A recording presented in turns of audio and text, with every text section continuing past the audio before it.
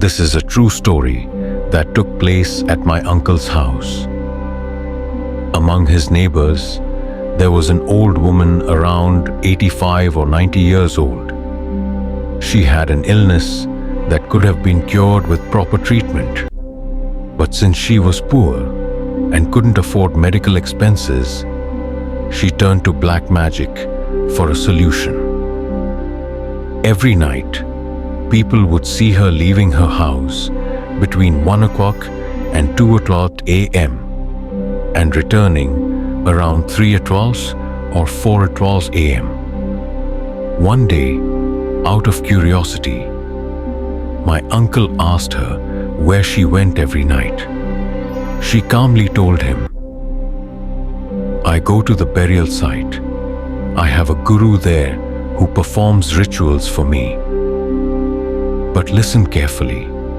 If you ever see me coming back at night, do not call my name or try to stop me because I'm not alone. They come with me." By they, she meant spirits. Every time she returned from the burial site, some spirits followed her back. Her guru, the one who taught her black magic, gave her a horrifying task. If she wanted to cure her disease, she had to sacrifice 3 people: a teenage boy, a newborn baby, and a newlywed woman. Soon after, strange things started happening. A teenage boy named Ramesh suddenly passed away from a fever.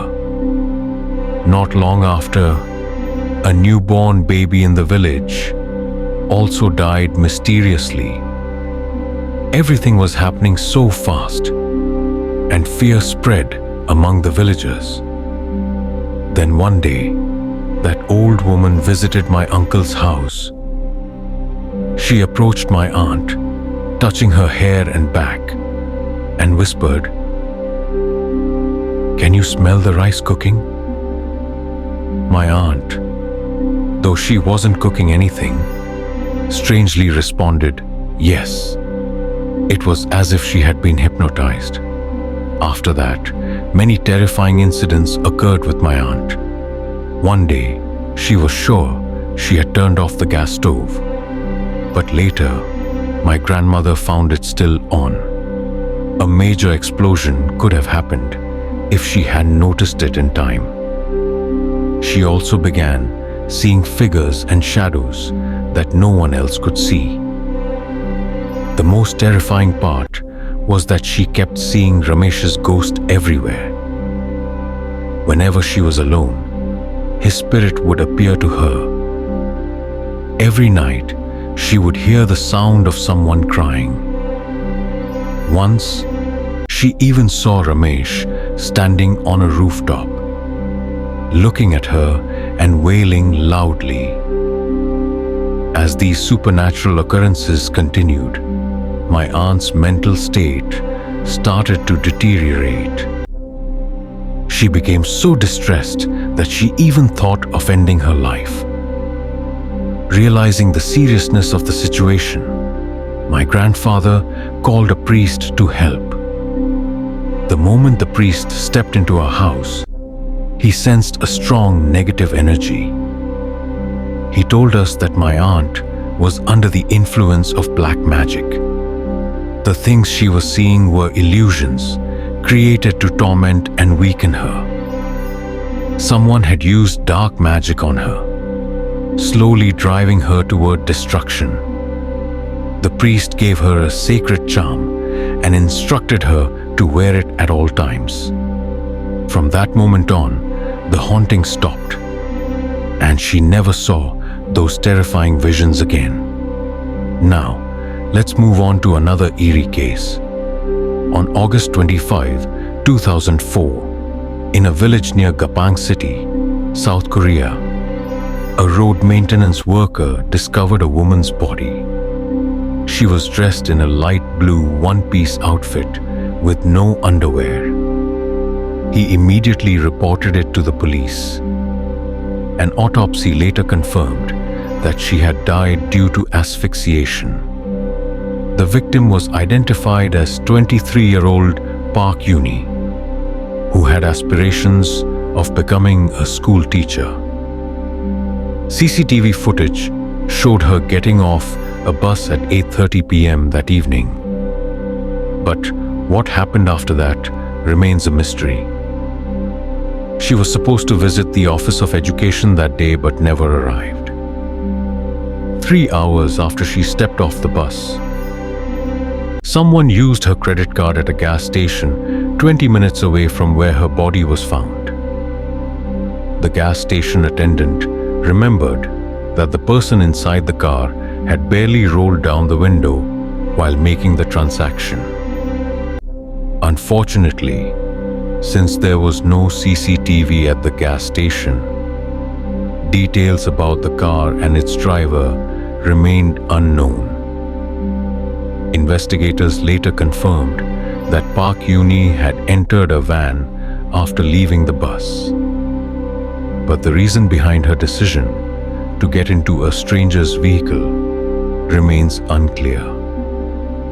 Some speculated that she might have been hitchhiking, but her close friends insisted she was too introverted to do so.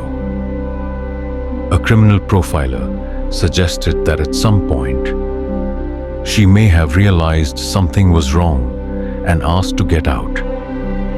However, since there were no signs of physical struggle on her body, the perpetrator might have threatened her verbally, keeping her silent with fear. This led the police to believe that the criminal was experienced and had likely committed similar crimes before. The case remained unsolved for years until investigators found links to Kang Ho-sun, one of South Korea's most notorious serial killers. Between 2006 and 2008, Kang murdered 8 women. His method involved driving them around for long periods before ultimately killing them. Interestingly, Kang had previously served in the military near the area where Park Yuni's murder took place. His wife's family also lived nearby, raising further suspicions about his possible involvement. When Kang was finally caught, he admitted to picking up women under the pretense of giving them a ride, only to later assault and kill them. He would tie their hands with stockings, strangle them, and abandon their bodies in remote locations. To erase evidence, he sometimes even burned the vehicles he used. A profiler pointed out the chilling similarities between Park Yuni's case and Kang's other murders. Both involved asphyxiation, and in all cases, the victims' phones were turned off at crucial moments. A fellow inmate who shared a prison cell with Kang revealed a disturbing detail. He said, Kang used to draw on A4 paper whenever he had time. He would pin these drawings of women's faces to the wall like a collection. When I asked him who they were, he claimed they were from magazines. But the faces didn't look like celebrities. They looked like ordinary people. Among those drawings was the face of a woman wearing glasses. One of Kang's victims had been a woman who wore glasses, raising the chilling possibility that he had drawn Park Yuni. However, no solid evidence could connect him definitively to her murder, leaving the case shrouded in mystery to this day. Friends, if you want to hear more twisted horror stories like these, click on the related link. And don't forget to like, comment, and subscribe.